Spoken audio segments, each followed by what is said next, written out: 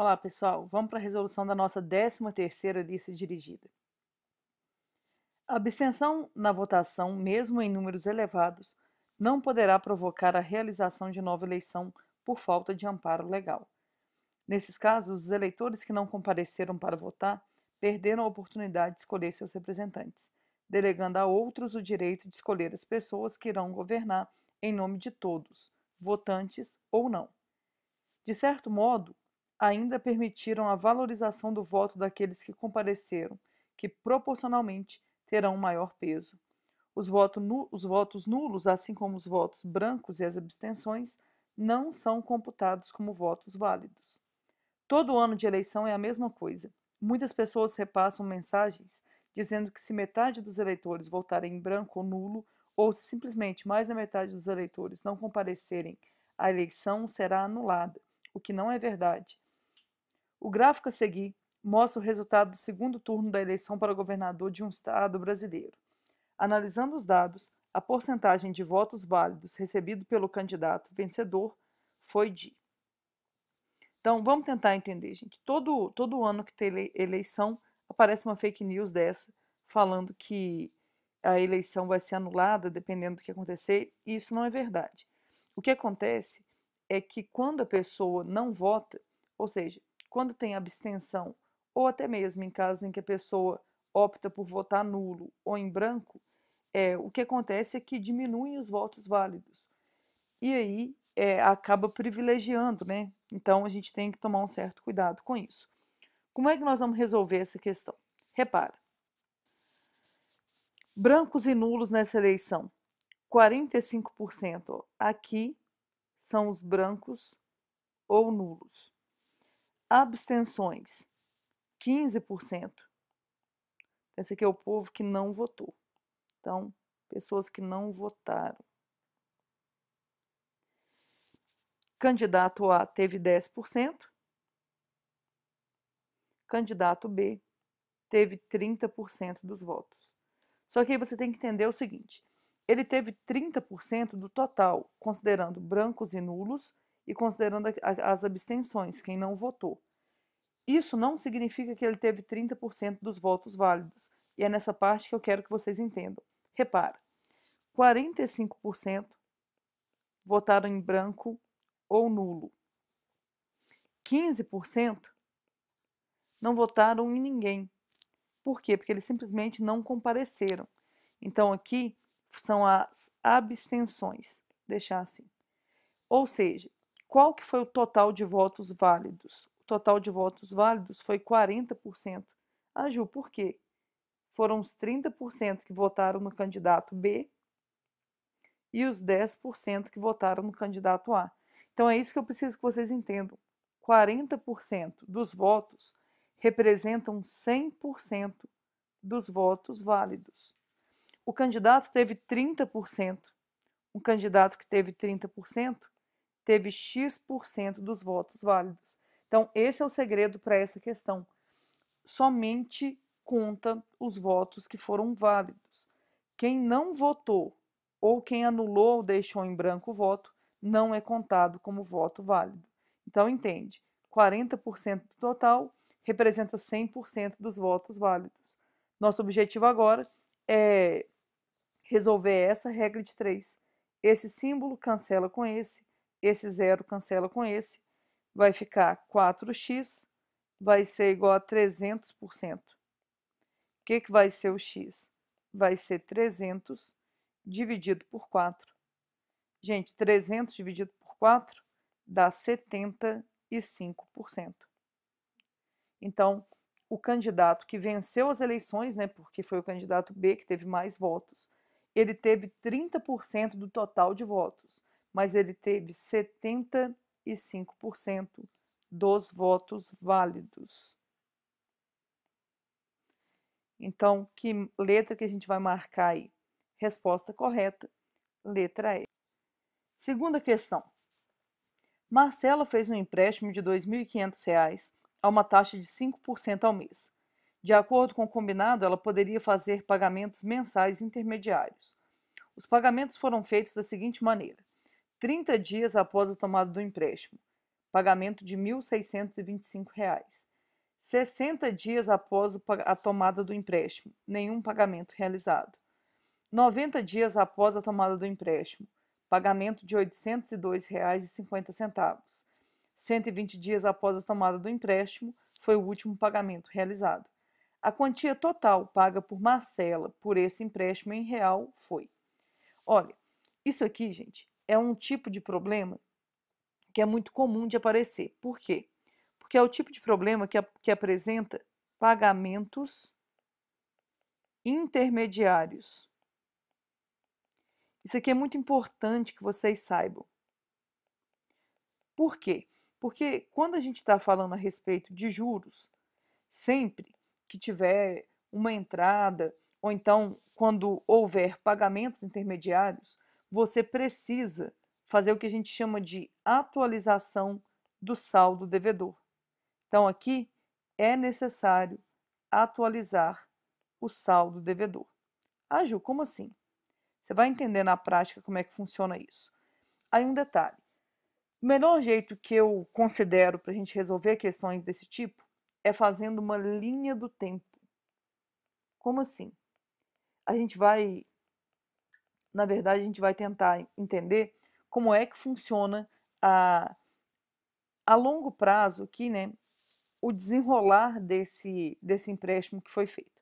Então, como que eu resolvo isso? Eu penso assim, ó, hoje essa pessoa foi ao banco e contraiu uma dívida de R$ 2.500. Repara, é um empréstimo. Empréstimo você não paga nada no ato da compra, né? Então, ela vai sair do banco com uma dívida de R$ 2.500. Aí, passaram 30 dias. Quando se passar 30 dias, esse saldo devedor vai ser atualizado. Por quê? Porque o banco ele cobra 5% ao mês. Então, aqui vai ter um aumento de 5%. Entende? Para você aumentar alguma coisa em 5%, você pode multiplicar por 1,05. Mas, geralmente, quando é conta envolvendo 5%, eu prefiro pensar assim. 10% seria R$ 250. 5% vai ser metade. E o que seria metade aqui nesse caso? R$ 125. Tenta entender a lógica.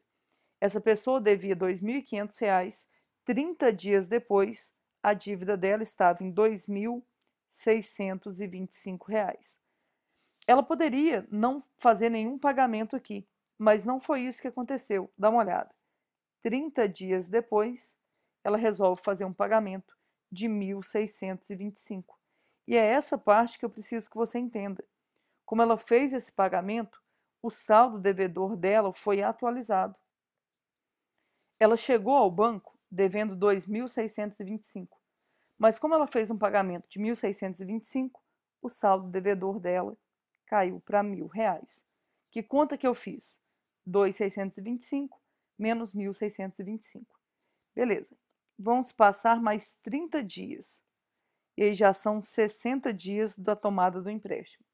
Como vão se passar mais 30 dias, esse valor agora vai novamente ser atualizado em 5%.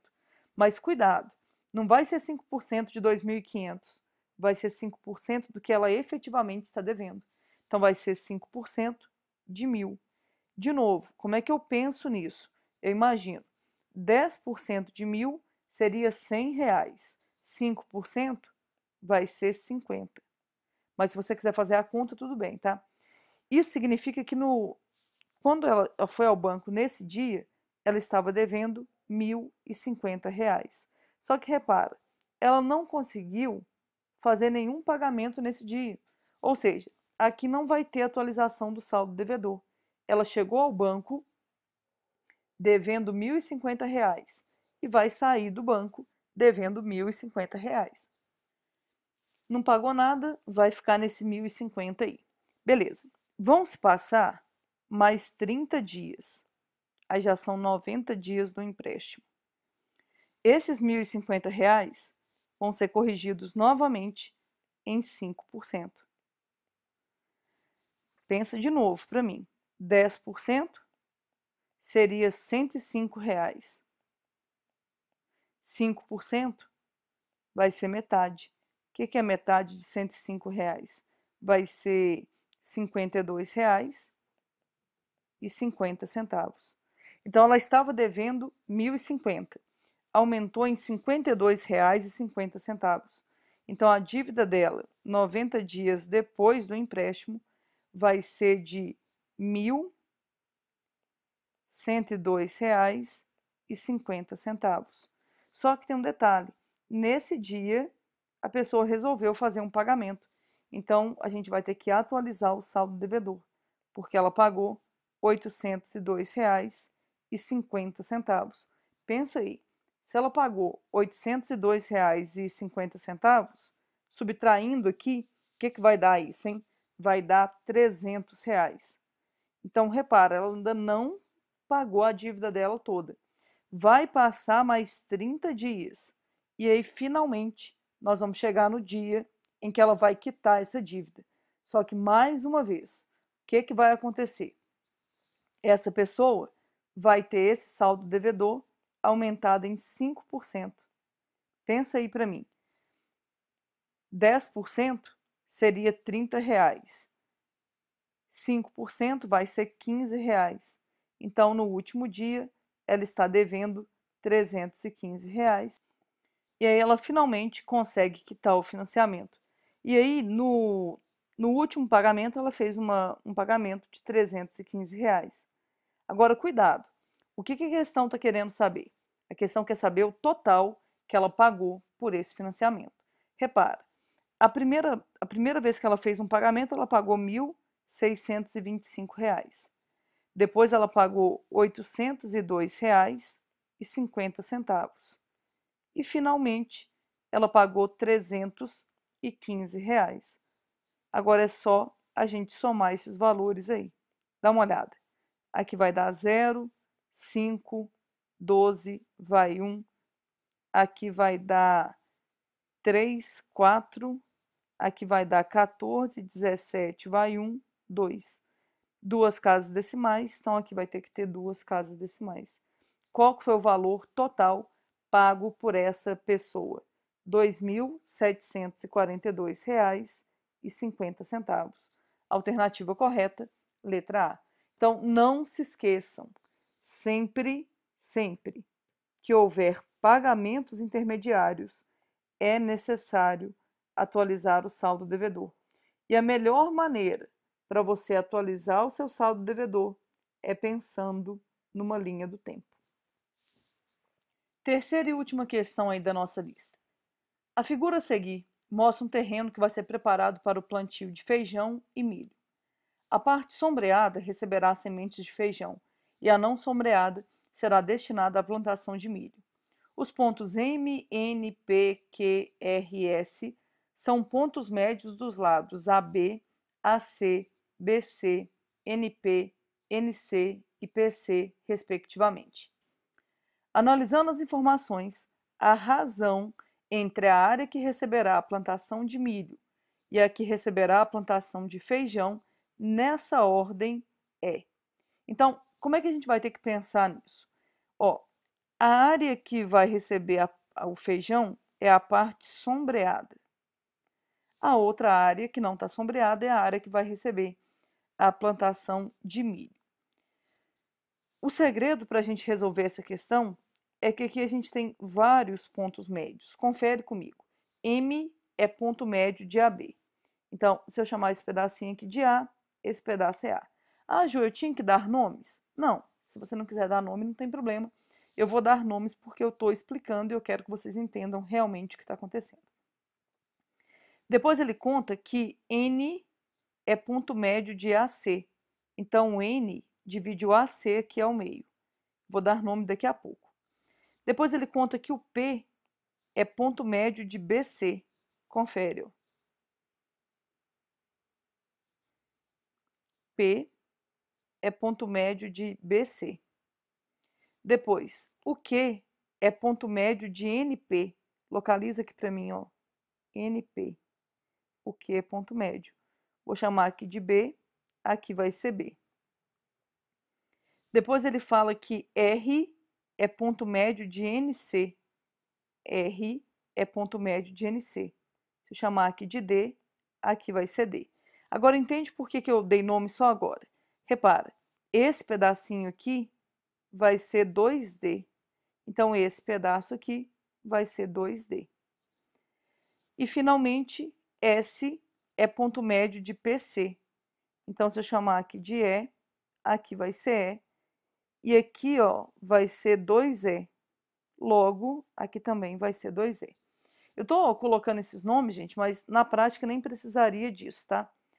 O que você tinha que saber para resolver essa questão? Eu vou começar por esse triângulo aqui, ó. Quero que você foque nesse triângulo aqui para mim. Tenta entender qual que é a lógica que eu vou utilizar aqui. Esse ponto, esquece o resto, é ponto médio do lado NP. Esse ponto é ponto médio de NC.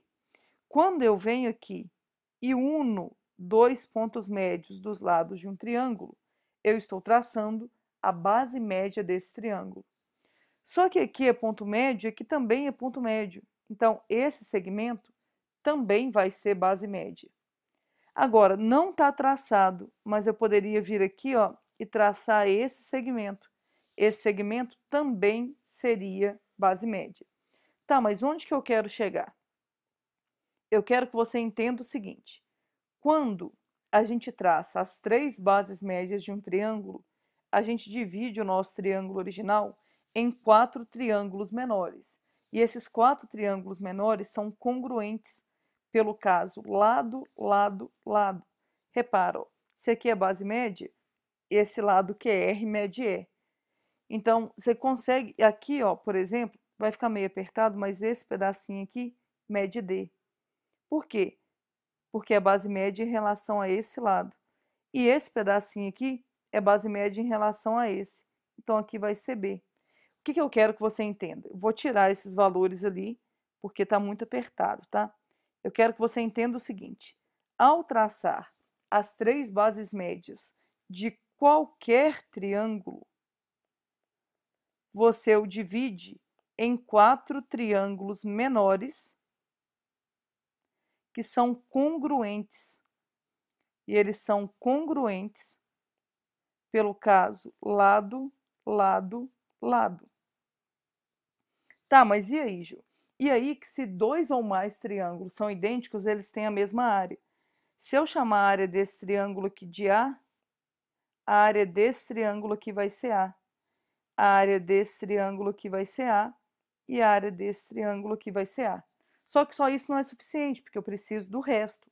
E aí é o mesmo processo. Ponto médio, ponto médio. Esse segmento aqui é base média. Ponto médio, ponto médio. Esse segmento é base média. Veja se você consegue enxergar aí, ó. 1, 2, 3, 4 triângulos congruentes. Por quê? Porque é sempre assim.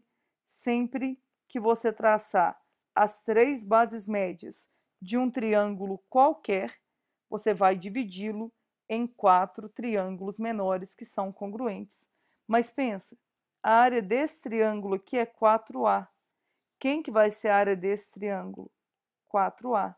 Desse aqui, 4A. E desse aqui, 4A. E se a gente quisesse, né, o que seria a área do triângulo grandão? Seria 16A. Tá, mas e agora? E agora que a gente resolve o nosso problema. Por quê? Dá uma olhada.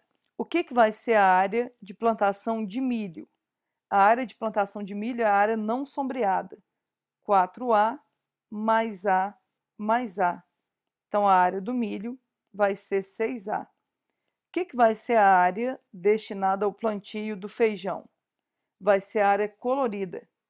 4A mais 4A vai dar 8A. Mais A, 9A. Mais A, 10A.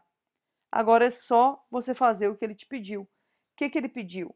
Ele pediu a razão entre a área da plantação de milho e a área de feijão. Então, ele quer nessa ordem: milho dividido pela área do feijão. Repara, A cancela com A. vai ficar 6 sobre 10. O que é 6 sobre 10? 0,6. Resposta correta, letra C. É muito importante você saber essas coisas a respeito de base média, tá? O Enem adora cobrar esse tipo de coisa, e principalmente relacionada à área. Então é muito importante que você saiba essa ideia de que ao traçar as 3 bases médias, você divide o triângulo original em 4 triângulos menores que são iguais. Olha, eu espero que você tenha tentado resolver essas questões, espero que você tenha conseguido resolver e que tenha vindo aqui mais para ver como a gente pode resolver de formas diferentes, mas eu espero de coração que você tenha tentado resolver essas questões. Não se esqueça, é muito importante que você tente resolver, para que no dia da prova você tenha a sensação de já ter feito o exame. Então, muito obrigado por ter assistido. Não se esqueça de deixar o seu like, de se inscrever no canal, de ativar as notificações